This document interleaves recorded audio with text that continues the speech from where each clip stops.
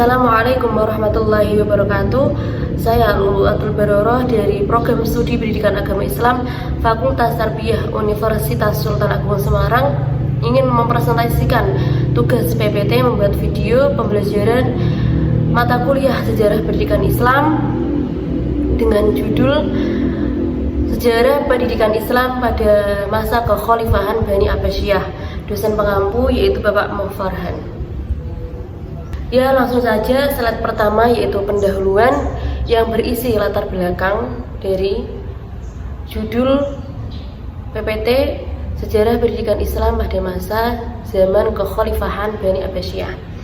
Periode Abbasiyah dimulai dari tahun 750 sampai 1258 Masehi, merupakan masa keemasan pendidikan Islam, didukung oleh kekhalifahan dengan penerjemahan karya asing yang mengintegrasikan ilmu agama dan dunia dalam sistem pendidikan yang komprehensif. Salah satu faktor utama yang mendorong perkembangan pendidikan pada masa Abbasiyah adalah dukungan penuh dari para khalifah. Mereka tidak hanya memberikan dana yang besar untuk kegiatan ilmiah, tetapi juga mendorong penerjemahan karya-karya klasik dari Yunani, Persia, dan India ke dalam bahasa Arab. Lanjut ke slide yang kedua yaitu berisi rumusan masalah. Rumusan masalah yang pertama adalah bagaimana keadaan dan tujuan pendidikan pada masa Abbasiyah. Rumusan masalah yang kedua yaitu apa saja lembaga-lembaga pendidikan utama yang berperan dalam penyebaran ilmu pengetahuan pada zaman Abbasiyah. Dan yang ketiga adalah apa saja kontribusi signifikan dari tokoh-tokoh ilmuwan muslim pada masa kekhalifahan Abbasiyah terhadap perkembangan ilmu pengetahuan. Ya, dilanjut yang slide ketiga yang berisi tentang tujuan penulisan. Tujuan penulisan yang pertama adalah untuk mendeskripsikan keadaan sistem pendidikan yang berkembang pesat atau mengidentifikasi tujuan-tujuan pendidikan pada masa Bani Abbasiyah. Tujuan yang kedua adalah untuk mengidentifikasi dan mendeskripsikan berbagai lembaga pendidikan yang berperan penting dalam penyebaran perkembangan ilmu pengetahuan di zaman Abbasiyah. Dan tujuan yang ketiga adalah untuk mengetahui dan mengapresiasi kontribusi tokoh-tokoh ilmuwan muslim pada zaman kekhalifahan Bani Abbasiyah dalam mengembangkan berbagai ilmu pengetahuan. Slide selanjutnya yaitu pentingnya pendidikan pada masa Bani Abbasiyah. Yang pertama adalah dengan penerjemahan karya. Era ini juga menandai penerjemahan karya-karya asing yang memperkaya pengetahuan muslim dengan tradisi intelektual dari Yunani, Persia, dan India, serta memfasilitasi integrasi berbagai disiplin ilmu. Yang kedua yaitu integrasi ilmu. Integrasi ilmu yaitu di sini adalah pendidikan pada masa Abbasiyah fokus pada integrasi ilmu agama dan duniawi, sehingga peserta didik tidak hanya memahami ajaran Islam, tetapi juga menguasai ilmu pengetahuan modern dan aplikasi praktisnya. Pada penjelasan kali ini yaitu pada zaman perkembangan Abbasiyah, pada zaman kekhalifahan Bani Abbasiyah, peserta didik tidak hanya menerangkan ilmu duniawi saja. Dari ilmuwan tidak hanya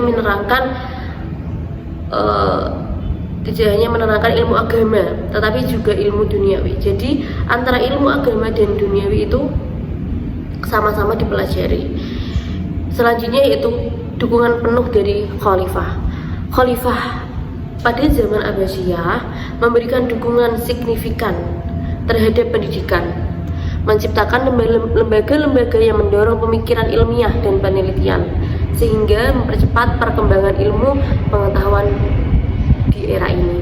Jadi pada zaman kekhalifahan Bani Abbasiyah, para khalifah memberikan dukungan penuh terhadap pendidikan pada zaman itu, yaitu dengan melakukan penelitian ilmiah, dengan menciptakan lembaga-lembaga pendidikan, sehingga pada zaman tersebut bisa mempercepat perkembangan ilmu pengetahuan dan pendidikan di era itu. Selanjutnya yaitu keadaan pendidikan pada zaman Abbasiyah. Memahami kondisi dan sasaran pendidikan pada masa Bani Abbasiyah. Yang pertama adalah tujuan utama. Tujuan utama untuk memahami ajaran Islam, mengembangkan ilmu pengetahuan, dan melestarikan budaya serta tradisi intelektual. Yang kedua yaitu kurikulum komprehensif. Kurikulum mencakup ilmu agama dan pengetahuan duniawi, menciptakan generasi yang berilmu dan terampil dalam berbagai bidang. Yang ketiga yaitu kemajuan lembaga. Lembaga pendidikan seperti kutab dan madrasah berkembang, menyediakan akses pendidikan bagi masyarakat dan memfasilitasi belajar mengajar. Jadi keadaan pendidikan pada zaman Abbasiyah adalah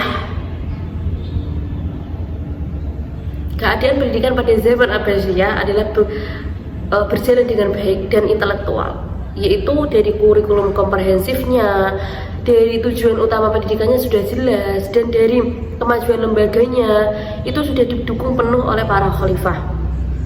Dan pada saat itu kemajuan lembaga pendidikan seperti kutab dan madrasah sangat berkembang dan bisa memfasilitasi belajar mengajar peserta didik pada zaman kekhalifahan Bani Abbasiyah. Selanjutnya di sini saya akan menerangkan tentang lembaga pendidikan utama pada zaman kekhalifahan Bani Abbasiyah. Lembaga pendidikan yang pertama adalah kutab. Kutab adalah institusi pendidikan paling dasar dan umum pada masa Abbasiyah. Kutab dapat ditemukan di berbagai tempat, seperti masjid, rumah guru, atau bangunan sederhana yang disewakan. Yang kedua, lembaga pendidikan utama yang kedua adalah masjid. Selain sebagai tempat ibadah, masjid juga berfungsi sebagai pusat pendidikan informal dan formal. Karena masjid merupakan tempat berkumpulnya para ulama, cendekiawan, dan pelajar untuk berdiskusi atau belajar. Lembaga pendidikan yang ketiga yaitu madrasah. Madrasah adalah lembaga pendidikan formal yang lebih tinggi dari kutab. Madrasah pertama kali didirikan pada abad ke-11 dan kemudian menyebar luas di seluruh dunia Islam. Yang selanjutnya, lembaga pendidikan selanjutnya adalah Bait Al-Hikmah. Bait Al-Hikmah di sini adalah lembaga pendidikan, penelitian, dan penerjemahan yang didirikan di Baghdad pada masa pemerintahan Khalifah Harun ar-Rasyid dan mencapai puncak kejayaan pada masa Khalifah Al-Ma'mun. Lembaga pendidikan selanjutnya yaitu Majelis Sastra dan Ilmu. Majelis Sastra dan Ilmu adalah pertemuan informal dari rumah-rumah ilmuwan, istana, atau tempat lain di mana para intelektual berkumpul untuk berdiskusi dan bertukar pikiran. Selanjutnya, lembaga pendidikan selanjutnya adalah rumah sakit. Rumah sakit pada masa kekhalifahan Bani Abbasiyah tidak hanya berfungsi sebagai perawatan medis, tetapi juga sebagai pusat pendidikan kedokteran. Jadi, lembaga pendidikan pada zaman Abbasiyah ada 6, yaitu kutab, merupakan institusi paling dasar. Yang kedua adalah masjid, selain sebagai tempat ibadah juga sebagai diskusi para cendekiawan dan pelajar untuk berdiskusi dan belajar. Yang ketiga adalah madrasah. Madrasah adalah institusi lembaga formal yang lebih tinggi dari kutab tadi. Selanjutnya adalah Bait Al-Hikmah, itu sebagai lembaga pendidikan, penelitian, dan penerjemahan untuk para ulama. Yang kelima adalah Majelis Sastra dan Ilmu. Majelis Sastra dan Ilmu itu adalah rumah-rumah informal ilmuwan atau istana, tempat di mana para intelektual berkumpul atau berdiskusi untuk bertukar pikiran. Selanjutnya tadi yaitu rumah sakit. Rumah sakit di sini bukan hanya untuk dirawat orang sakit, tetapi juga sebagai tempat diskusi tenaga medis untuk pendidikan kedokteran. Jadi rumah sakit di sini bukan hanya untuk dirawatnya orang sakit, tempat orang sakit atau berobat, tetapi juga sebagai pendidikan kedokteran. Selanjutnya adalah kontribusi ilmuwan muslim pada zaman kekhalifahan Bani Abbasiyah. Ilmuwan yang pertama adalah Jabir ibnu Hayyan. Jabir ibnu Hayyan mengembangkan konsep dasar tentang asam, basa, dan garam. Ia mengklasifikasikan zat kimia berdasarkan sifat-sifatnya dan menjelaskan bagaimana zat-zat tersebut bereaksi satu sama lain. Dan yang kedua, ilmuwan yang kedua adalah Al-Battani. Al-Battani dikenal karena ketelitiannya dalam melakukan pengamatan astronomi selama lebih dari 40 tahun. Ia mengoreksi perhitungan sebelumnya tentang panjang tahun matahari dan menemukan bahwa orbit matahari itu tidak tetap tetapi bisa berubah secara perlahan. Kontribusi ilmuwan selanjutnya adalah Al-Khwarizmi. Al-Khwarizmi adalah seorang matematika,wan, astronom, dan geografi yang hidup pada abad ke-9. Ia lahir di Harazm, sekarang itu Uzbekistan, dan bekerja di Bait Al-Hikmah atau rumah kebijaksanaan di Baghdad. Ilmuwan yang keempat adalah Ibnu Sina. Ibnu Sina adalah penulis kitab Al-Qanun fi Al-Tib, The Canon of Medicine, sebuah ensiklopedia medis yang sangat komprehensif dan sistematis. Buku ini terdiri dari 5 jilid dan mencakup berbagai topik seperti anatomi, fisiologi, patologi, farmakologi, dan terapi. Kitab Al-Qanun fi At-Tib menjadi standar di Eropa selama berabad-abad dan diterjemahkan ke dalam bahasa Latin pada abad ke-12. Jadi kontribusi ilmuwan di sini ada 4, yaitu tadi Jabir ibnu Hayyan yang mengembangkan konsep dasar tentang asam basa, Al-Battani yang sebagai ketelitiannya dalam melakukan pengamatan astronom. Selanjutnya adalah Al-Khwarizmi. Al-Khwarizmi adalah seorang matematikawan, astronom, dan geografi yang hidup pada abad ke-9. Ia lahir di Harazm, sekarang itu Uzbekistan, dan bekerja di Bait Al-Hikmah atau rumah kebijaksanaan di Baghdad. Ilmuwan yang keempat adalah Ibnu Sina. Ibnu Sina adalah penulis kitab Al-Qanun fi Al-Tib, The Canon of Medicine, sebuah ensiklopedia medis yang sangat komprehensif dan sistematis. Buku ini terdiri dari 5 jilid dan mencakup berbagai topik seperti anatomi, fisiologi, patologi, farmakologi, dan terapi. Kitab Al-Qanun fi At-Tib menjadi standar di Eropa selama berabad-abad dan diterjemahkan ke dalam bahasa Latin pada abad ke-12. Jadi kontribusi ilmuwan di sini ada 4, yaitu tadi Jabir ibnu Hayyan yang mengembangkan konsep dasar tentang asam basa, Al-Battani yang sebagai ketelitiannya dalam melakukan pengamatan astronom.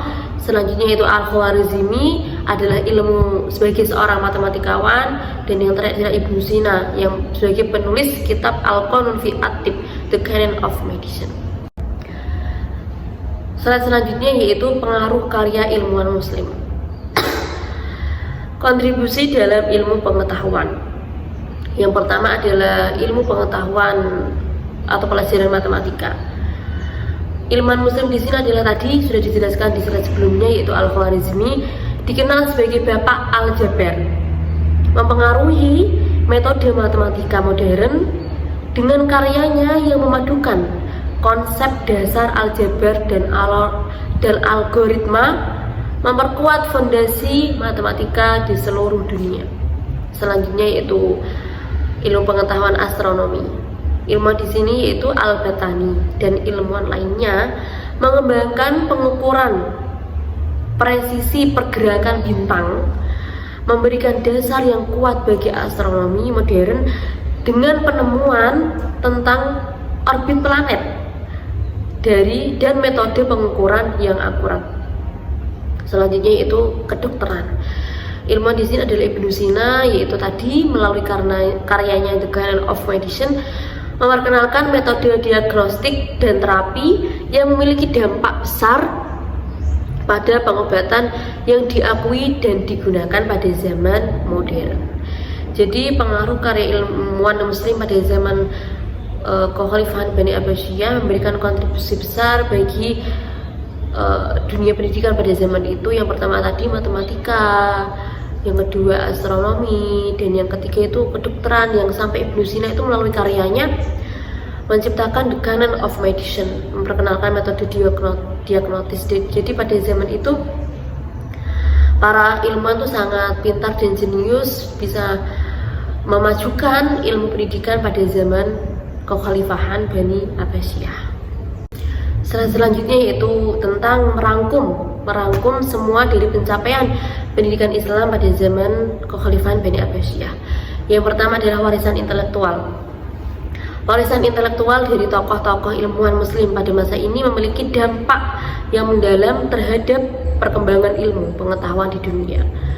Selanjutnya yaitu puncak kejayaan. Puncak kejayaan pada masa Abbasiyah merupakan puncak kejayaan pendidikan Islam, di mana ilmu dan iman berkembang secara harmonis di dalam masyarakat. Dan yang ketiga itu peran lembaga. Lembaga pendidikan seperti Madrasah Bait Al-Hikmah memberikan kontribusi signifikan terhadap kemajuan ilmu pengetahuan dan pendidikan Islam. Jadi pada zaman Kekhalifahan Bani Abbasiyah memiliki capaian pendidikan Islam pada zaman itu, yaitu dengan warisan intelektual. Dengan pada zaman itu ilmuwan Muslim memberikan dampak yang mendalam tentang pengetahuan, bukan hanya di lingkungannya tapi memberikan pengetahuan di dunia. Terus pada zaman Kekhalifahan Bani Abbasiyah tersebut, pendidikan pada zaman itu mencapai puncak keemasan atau puncak kejayaan pada masa itu, karena dimana ilmu dan iman itu bisa berkembang merata di tengah-tengah atau di dalam masyarakat tersebut. Dan yang ketiga yaitu tadi peran lembaga. Jadi dari Bait Al-Hikmah, madrasah, tadi kutab, terus rumah sakit, masjid, itu memberikan kontribusi signifikan terhadap kemajuan pendidikan Islam pada zaman Abbasiyah. Jadi Bait Al-Hikmah itu tadi memberikan kontribusi besar, madrasah, rumah sakit ataupun masjid. Jadi masjid bukan hanya untuk tempat beribadah, tetapi masjid juga sebagai tempat diskusi para ilmuwan untuk belajar. Sebagai kesimpulan di sini yaitu Kekhalifahan Abbasiyah tadi dari 750 sampai 1258 Masehi merupakan periode paling gemilang dalam sejarah peradaban Islam, terutama dalam bidang pendidikan dan ilmu pengetahuan. Setelah memindahkan pusat pemerintahan ke Baghdad, dinasti ini berhasil menciptakan lingkungan yang kondusif bagi perkembangan intelektual melalui dukungan penuh dari para khalifah. Penerjemahan karya-karya dari Yunani, Persia, India, serta apresiasi tinggi masyarakat terhadap ilmu pengetahuan. Pendidikan pada zaman Abbasiyah tidak lagi terbatas pada tujuan keagamaan semata, melainkan berkembang menjadi integrasi antara tujuan agama, komunitas, cinta ilmu, dan kebutuhan materi. Berbagai lembaga pendidikan muncul dan berperan penting dalam penyebaran agama Islam. Dari tadi yaitu non formal yaitu kutab, masjid, perpustakaan, dan hingga formal yaitu madrasah yang menjadi bentuk revolusi dari struktur pendidikan Islam. Dan para ilmuwan pada masa ini memberikan kontribusi signifikan dalam berbagai bidang ilmu pengetahuan seperti matematika, astronomi, kedokteran, filsafat, dan yang lainnya, yang memiliki dampak besar bagi peradaban manusia. Meskipun menghadapi tantangan berbagai konflik, politik dan invasi luar, warisan intelektual Abbasiyah tetap memberikan pengaruh yang mendalam hingga saat ini. Sejarah pendidikan Islam pada masa Abbasiyah menjadi sumber inspirasi dan pelajaran berharga untuk pengembangan pendidikan Islam modern. Pentingnya integrasi ilmu agama Islam dan ilmu umum, pengembangan karakter, serta peran lembaga pendidikan yang beragam menjadi prinsip yang relevan untuk beradaptasi konteks kontemporer, guna menghasilkan generasi yang cerdas intelektual, berakhlak mulia, dan mampu berkontribusi dalam pembangunan masyarakat di era globalisasi. Cukup sekian tugas presentasi PPT untuk sebagai syarat UTS semester 3 Fakultas Tarbiyah Universitas Sultan Agung Semarang. Apabila ada salah kata, salah pengucapan, atau kurang jelasnya, saya mohon maaf yang sebesar-besarnya. Cukup sekian dari saya. Wassalamualaikum warahmatullahi wabarakatuh.